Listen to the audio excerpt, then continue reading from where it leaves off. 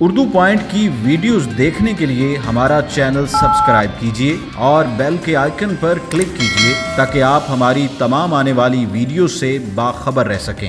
अस्सलाम वालेकुम नाज़रीन, आप देख रहे हैं उर्दू पॉइंट और मैं हूं फ़ारूक शहबाज बड़ाइच। आज मेरे साथ जो मेहमान मौजूद हैं, आप जब भी लाहौर को कहा जाता है ये बागात का शहर है और लाहौर में आप आएंगे तो यहाँ के बाग देखें या पार्क्स देखें तो आपको एक शख्स याद आएगा। उनका नाम है इंजीनियर यासिर गिलानी। मेरे साथ मौजूद है चेयरमैन PHA। यासिर साहब, पहले तो बहुत शुक्रिया आपके वक्त का। आपका बहुत शुक्रिया जी, थैंक यू वेरी मच। मुझे ये बताएं कि आप इंजीनियर और ज़िम्मेदारी आपको ये मिली है, चेयरमैन PHA हैं आप, ये क्या हुआ है? जी, इंजीनियरिंग तो मेरी प्रोफेशनल लाइफ थी। जब हम लोग FSC से फारिग हुए तो उस वक्त दो ही चीज़ें होती थी कि या इंजीनियर हो या डॉक्टर हो। तो क्योंकि मेरी पूरी इंजीनियरिंग थी, UIT से इंजीनियरिंग की डिग्री हासिल की।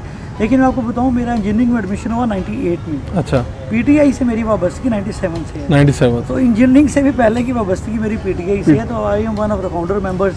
और फिर PTI की आइडियालॉजी को, उसके नज़रिए को समझते हुए हम लोग आगे बढ़े, उसमें पूरी जद्दोजहद की हिस्सा लिया। जब गवर्नमेंट कोई भी इक़्तिदार में आती है तो गवर्नमेंट में जो की पोजीशंस होती हैं, एक तो मिनिस्टर्स हैं, उसके बाद जो सेकंड टियर होता है, जो चेयरमैन है, वो गवर्नमेंट ने ऐसे लोगों को इम्प्लीमेंट करना होता है जो गवर्नमेंट की आइडियालॉजी को समझते हो और पॉलिसी मेकिंग में, क्योंकि बिकॉज हमने उस पॉलिसी मेकिंग में करना है अपनी आइडियालॉजी की, पार्टी की आइडियालॉजी की। पार्टी वोट लेती है अपना मैनिफेस्टो बता के, वो पावर में आती है, फिर वो लोगों के साथ जो वादे किए होते हैं, जो डायरेक्शंस दी होती हैं, बताया होता है, उसको इम्प्लीमेंट करवाना होता है। उसके लिए ये पोजीशंस होती हैं। तो इमरान खान साहब का शुक्रिया, CM साहब का शुक्रिया कि उन्होंने मुझे इस काबिल समझा और मिनिस्टर्स के बाद सबसे पहले अपॉइंटमेंट्स में से एक ही आपकी थी। नहीं, आपको तो खान साहब अपने जलसों में भी, जब वो आखिरी जलसे थे उनमें भी नाम ले लेके उन्होंने आपका बार बार जिक्र किया। अच्छा, मैं ये पूछना चाहता हूँ, ये PHA जो है, यहाँ हम जहाँ बैठे हुए हैं, PHA बेसिकली करता क्या है लोगों की आसानी के लिए? जी, पार्क्स एंड हॉर्टिकल्चर अथॉरिटी, ये लाहौर शहर की अथॉरिटी है। इसके 3 बड़े जो हमारे जो हैं स्कोप हैं जिसमें हमने काम करना होता है। पार्क्स और ग्रीन बेल्ट्स हैं, उनको मेंटेन करना और वहाँ पे ग्रीनरी को मेंटेन करना, एक ये है। सेकंड फिर हमारा ये आ जाता है कि हमारी इन्हीं पार्क्स और ग्रीन बेल्ट्स के अंदर या पार्क्स के अंदर कोई कल्चरल एक्टिविटीज़ जो हैं उनको मैनेज करना, इस तरह के प्रोग्राम्स करना। तीसरा हमारा ये आ जाता है आउटडोर एडवर्टीजमेंट, जो है उसकी रेगुलेटरी बॉडी हमें, क्योंकि जब PHA नया बना, पार्क के ऊपर आपका एक्सपेंस होता है और आप, क्योंकि ये कोई अर्निंग जनरेटिंग यूनिट्स नहीं होते, इसके ऊपर आपका एक्सपेंस लगता है, आपके मुलाजमीन हैं कि 7,000 के करीब। तो फिर गवर्नमेंट ने ये कहा कि आउटडोर एडवर्टीजमेंट को दे दिया जाए, क्योंकि बहुत सारा ऐसा पार्कों में और ग्रीन बेल्ट्स में उसका इस्तेमाल होता है। तो वहाँ से जो इनकम आएगी वो फिर हम इस अपने लगाएंगे PHA के ऊपर। अब जितनी भी एडवर्टाइजमेंट बाहर हो रही है, फ्लैक्स, ये वो सारी रेगुलेटरी बॉडी PHA। तो ये जो गैर कानूनी लगे होते हैं, इसको कितनी देर में रिमूव कर लिया जाता है और इसकी मंजूरी आप किस तरह से देते हैं? होती हैं हमारे ABC कैटेगरी है, इसकी मार्केटिंग के टर्म्स में, जहाँ पे लोगों का वो रेट ज़्यादा होते हैं, जहाँ पे कुछ ऐसी क्लास होती है जहाँ पे लोगों ने ज़्यादा गुजरना होता है, रोड्स बिजी। सबसे महंगी कौन सी है? गुलबर्ग है, गालबन, मॉडल टाउन, इस तरह की जो मेन रोड है वो है। उसकी क्लासिफिकेशन फर्दर भी है, ABC कैटेगरी है।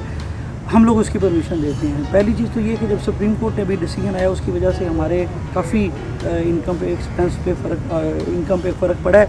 लेकिन हमारी ऑलरेडी सुप्रीम कोर्ट के अंदर सिर्फ एक ऐसी अथॉरिटी थी जिसको अप्रिशिएट किया गया, PHA। हमारी रेगुलेटरी हमारे थे, रेगुलेशंस मौजूद थे, हमारा एक्ट मौजूद था। तो ऑलरेडी सिर्फ एक ही है जो बॉडी है जिसका एक्ट मौजूद है। तो सुप्रीम कोर्ट ने हमें अप्रिशिएट किया। हमारे इलीगल्स कोई नहीं है, जो लोग लगाते हैं, हमारी कोशिश होती है, हमारी 4 मुख्तलिफ टीमें हैं, वो गाए बगाए उस ऑपरेशन करती रहती है, उसको रिमूव करती हैं। अच्छा, मुझे ये बताइए कि लाहौर में कितने पार्क्स हैं और इनका इंतज़ाम सारा PHA देख रहा है?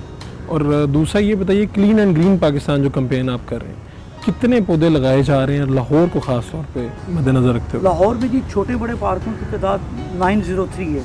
ठीक है। इसमें छोटे पार्क्स भी हैं और बड़े पार्क्स भी हैं, जैसे ये आपका जिलानी पार्क है, जो इसको उसके नाम से भी जाना जाता है। ये वाला पार्क है बड़ा, बाग जनाह है, गुलशन इकबाल पार्क है, जल्लो पार्क है। बड़े पार्क भी हैं, रेटो इकबाल पार्क है, और छोटे पार्क टोटल 903 हैं।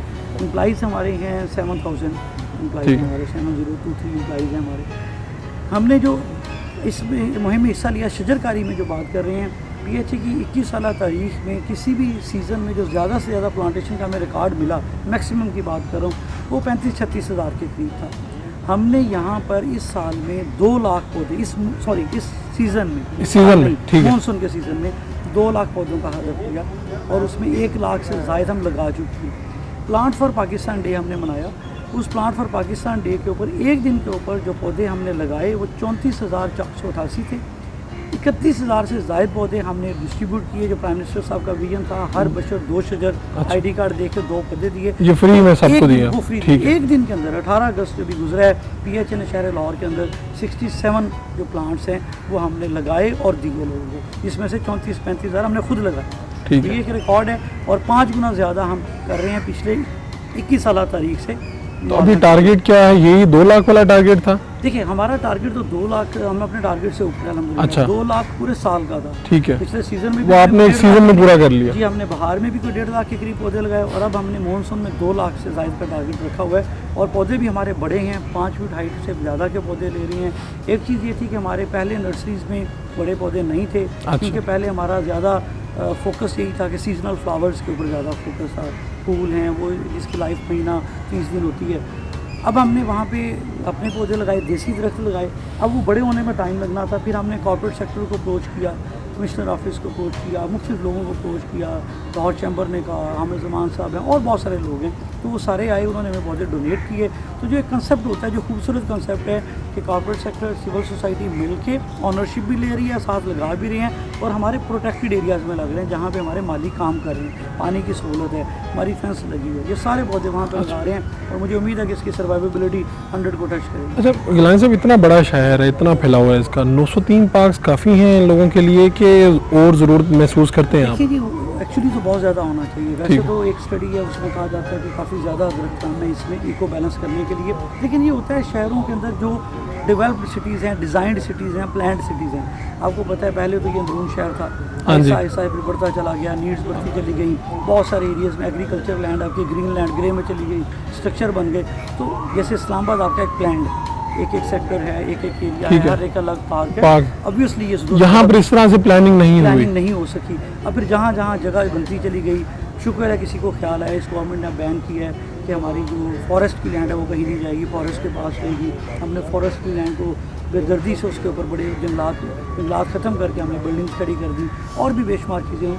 तो अब ये कोशिश है कि हम अपने ग्रीन कवर को रिवाइव करें और हम अपने देसी दरख्तों में आ रहे हैं, जो कि सबसे बड़ा ज़रिया है। ट्रीज़ हैं, हमने PHA में पॉलिसी शिफ्ट किया है कि सीजनल फ्लावरिंग की तरफ तवज्जो करने की बजाय वो मेंटेन करेंगे, लेकिन हमारा फोकस होगा कि हम अपने देसी दरख्त। अच्छा गिलानी साहब, ये 903 पार्क्स हैं, इनकी एंट्री फीस फ्री है और इनकी पार्किंग फी भी फ्री है? जी, टोटल एंट्री फी फ्री है। जो पार्किंग है वो हमने लाहौर पार्किंग से कॉन्ट्रैक्ट किया हुआ है। हम खुद 26 लाख रुपया लाहौर पार्किंग को देते हैं ताकि जो शहरी आ रहे हैं पार्क के अंदर उनकी गाड़ी महफूज रहे। लाहौर पार्किंग वाले उनसे टिकट लेते हैं। अच्छा, लाहौर पार्किंग वाले उनसे लेते हैं टिकट? पैसे नहीं लेते, फ्री है पार्किंग शहरियों के लिए फ्री है। अच्छा। इसके लिए बल्कि 2 ओपिनियन चल रही हैं कि जो गाड़ी वाले लोग हैं उनसे, क्योंकि बजट की सूरत हाल ऐसे है कि उनसे सिर्फ गाड़ी की फी ले ली जाए, लेकिन पार्क के अंदर एंट्री फ्री। अभी तमाम पार्क की फ्री है वैसे पार्किंग? एंट्री भी फ्री है, पार्किंग भी फ्री है। PHA अपनी जेब से महीने के 25-26 लाख रुपया उनको देता है। अच्छा, मुझे आखिरी इख्तिताम की तरफ बढ़ना चाहता हूँ। आने वाले जो लोग हैं जो पार्क्स में आते हैं, हमारी पब्लिक, उनके लिए और मजमूई तौर पे लोगों को क्या कहेंगे पौधों के हवाले से, दरख्तों के हवाले? जी, ये तो अवेयरनेस है और किसी भी लेवल पे आ सकती है और आप जैसे चैनल्स का, मीडिया का, सोशल मीडिया का बहुत बड़ा रोल है। तो मैं समझता हूँ कि आप इसको ज़्यादा से ज़्यादा स्प्रेड करें। मैं खुद भी, मैं आपने जैसे पूछा सिविल इंजीनियर था, लेकिन जब मैं यहाँ पे आया तो जो थी तो मेरा अवेयरनेस लेवल बढ़ गया। मैं खुद भी शायद पहले इतनी ज़्यादा केयर नहीं करता था। ज़्यादा से ज़्यादा लोग पार्कों की तरफ आएँ, क्योंकि वो शहर से हट के ऐसी जगहों के अंदर थोड़ा सा सुकून है, अच्छी आबोहवा है, जैसे अब यहाँ पर देख रहे हैं। तो वो फुटफॉल जितना बढ़ेगा, वहाँ पे लोग आके सेहत अफ़ज़ा मुकाम पे आते हैं, तो उनकी सेहत के लिए बेहतरी है। तो पार्कों का रुख ज़्यादा होना चाहिए। इस शहर के पार्क आबाद होंगे, सेहत वहाँ बेहतर होगी, अस्पतालों में वहाँ पर वीरानी निस्बतन आएगी। तो एक तो यहाँ रुख करें, दूसरा कोशिश करें कि दरख्तों से मोहब्बत करें, प्यार करें, लगाएँ और जो दरख्त लगे हुए हैं उनकी हिफाजत करें। जी बिल्कुल, जो दरख्त लगे हुए हैं उनकी हिफाजत करें और पार्कों का रुख करें, इससे आपकी सेहत भी अच्छी रहेगी। हमारे साथ इंजीनियर यासिर गिलानी साहब मौजूद थे और इनका ये पैगाम बड़ा खूबसूरत है। अपने मेज़बान फ़ारूक शहबाज को इजाज़त दीजिए। अल्लाह निगहबान।